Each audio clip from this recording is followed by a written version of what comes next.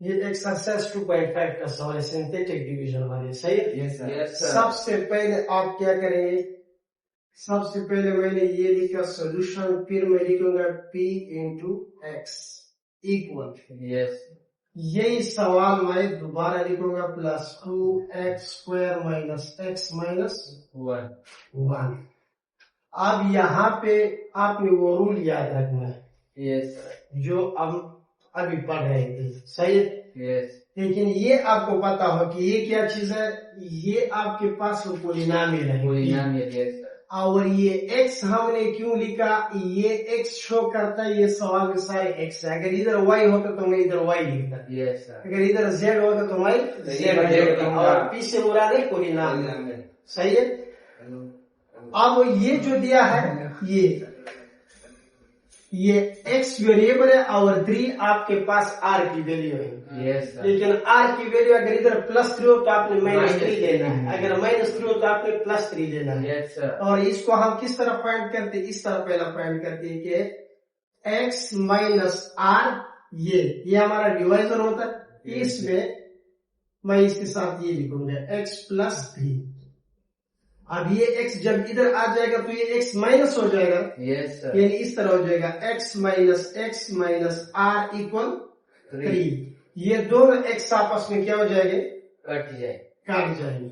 आपके पास आगे क्या आएगा, ये तो माइनस r आएगा और दूसरा आपके पास क्या आएगा 3, ये माइनस r अब इधर हम शिफ्ट कर लेंगे, तो आपके पास आंसर क्या हो जाएगा, r इक्वल -3. ये r का वैल्यू जब आएगा वो हम कहाँ लिखेंगे, बॉक्स में। कहाँ पर लिखेंगे, बॉक्स। अब यहाँ पे देखिए, यहाँ पे आप लिखेंगे by using synthetic division,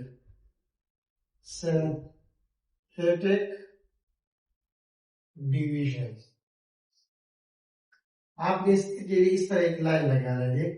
Yes, sir. अब यहाँ पे आपने एक लाइन इस तरह लगाना है, Yes, sir. ये वाला हिस्सा इसका बॉक्स Box है. और ये आपने इधर ऊपर लिखना है, क्या लिखना है, इसके कोएफिशिएंट।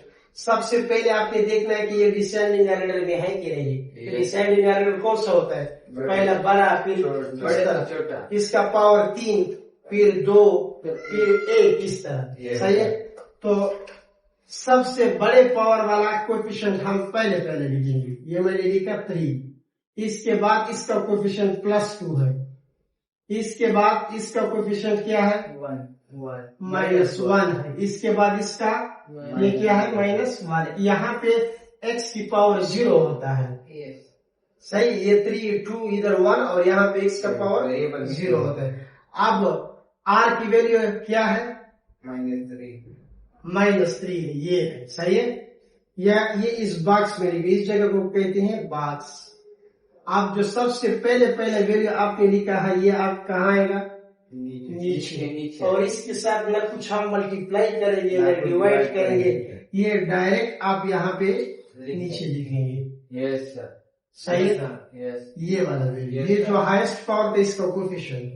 अब ये जो 3 है ये आप इसके साथ मल्टीप्लाई करें, इस लाइन और इसके बीच में जगह छोड़ना है आपने। Yes, sir. ये मैंने आपको कहा था कि ये लाइन हमारा क्या कहलाता है, फर्स्ट रो होगा। अब जो यहाँ पे दूसरा आएगा ये वो हमारे पास R2 होगा, और ये जो हमारे पास आया है ये हमारे पास R3 होगा। और ये अब ये बॉक्स वाला ये R की वैल्यू हमने मल्टीप्लाई करना है, उस वक्त तक मल्टीप्लाई करेंगे जब हर हिस्से के नीचे हिस्सा ना आ जाए। Yes. सही है? अब ये माइनस है और ये प्लस है, सही? ये माइनस है और ये क्या है, प्लस है। कितना जवाब आएगा, -9 आएगा। 3 3 9। यहाँ पे इसको हम हमेशा जमा करेंगे, सही है? यानी इस तरह हो जाएगा 2 + -9 हो जाएगा, 2 + -9 ये जाएगा तो -7 आएगा। कितना आएगा यहाँ पे, ये आ जाएगा -7। अब अगली बार ये जो -3 है किसके साथ मल्टीप्लाई करेंगे, सुफियान? ये अब मल्टीप्लाई हो जाएगा -7 के साथ, सही है? -7 के साथ मल्टीप्लाई हो जाएगा तो माइनस और माइनस क्या हो जाएगा, प्लस। और 3 7 कितना होगा, 21 21 होगा। अब यहाँ पे दोबारा हमारा एडिशन का प्रोसेस होगा, ठीक है। हाँ, ये यहाँ पे आपके पास आएगा 20। अब दोबारा ये जो -3 है ये मैं मल्टीप्लाई करूंगा किसके साथ, 20 के साथ। 20 के साथ। जो 20 के साथ ये -3 मल्टीप्लाई करोगे तो -60 आएगा। अब देखो हमारा पहला रूल जो है ना फॉलो हो गया। इसके नीचे भी इंस आया है, इसके नीचे ये आ गया, इसके नीचे भी आ गया और इसके नीचे भी आएगा, क्योंकि यहाँ पे अभी मैं लिखूंगा -60 और -1 -61। अब मैंने आपसे कहा था जो बिल्कुल लास्ट में रह जाए वो हमारा कहलाता है रिमाइंडर। क्या कहलाते हो, रिमाइंडर। और ये जो बाकी रह गए 3 - 7 ये 20, ये हमारे पास कोफिशिएंट है लेकिन कोशेंट यानी वो जो आंसर आएगा। अब आखिरी बात आपने ये याद रखना है, ये मैंने क्या यहाँ पे इसका आंसर लिखता हूँ, ये मैं लिखता हूँ Q। इस Q का मतलब क्या है, कोशेंट है। क्या मतलब है, कोशेंट। यहाँ पे ब्रैकेट में मैं क्या लिखूंगा, सवाल को देखूंगा। अगर सवाल में x वेरिएबल यूज हुए तो मैं x लिखूंगा, अगर सवाल में सारा y आया है तो इधर y लिखूंगा, अगर सवाल में सारा t दिया है, वेरिएबल t चल रहा है तो आप इधर क्या लिखेंगे, t पे लिखेंगे। इस वक्त सवाल में क्या चल रहा है, x, तो यहाँ पे क्या लिखूंगा, x। अब आगे इसका आंसर आ जाएगा हमारे पास, सही है। अब दूसरी बात आपने याद रखना है कि कोशेंट जो आएगा सवाल का हाईएस्ट पावर क्या है, x³ है, 3 है। पावर क्या है इसका, कोशेंट को एक इसका पावर कम होगा, पावर 1 हमेशा लेस करेंगे।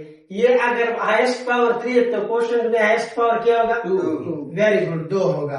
तो यहाँ पे मेरे पास आ जाएगा ये x², एक पावर मैंने कम कर दिया। आप इधर देखोगे ये क्या है, ये कोफिशिएंट है, कोशेंट है, ये 3 आएगा। इसके साथ मैं यहाँ पे लिखूंगा 3। अगली बार क्या है, माइनस है, मैं लिखूंगा -7 और फिर x2, इसके बाद कौन सा वेरिएबल आएगा, x आएगा। इसके बाद क्या है, +20 है, ये आपके पास क्या जाएगा, +20 आएगा। ये इसका आंसर आया। और रिमाइंडर कितना आया है, यहाँ पे आप लिखेंगे, इधर जगह नहीं, इधर मैं लिखूंगा रिमाइंडर, आप इस तरह भी लिख सकते हो, कैपिटल R। और रिमाइंडर आपके पास कितना है, -61। यानी अगर ये सवाल हमें कोई दे दे, ये सवाल, और इस सवाल को मैं इस तरह लिखूं कि 3x³ + 2x² - x - 1, और इसको मैं डिवाइड करूं किससे, x + 3 से अगर मैं डिवाइड करूं तो ये वाला हिस्सा इसका इधर ऊपर आएगा क्वेश्चन, और -61 इधर मेरे पास क्या हो जाएगा, बच जाएगा, रिमाइंडर आएगा। अगर मैं इस तरीके से करेंगे तो ये लॉन्ग डिवीजन मेथड होगा, और इस तरीके से जो मैंने किया इसको कहते हैं शार्ट या मेथड या सिंथेटिक डिवीजन। समझ आ गया, समझ। दूसरा पार्ट अभी आप लोग करेंगे।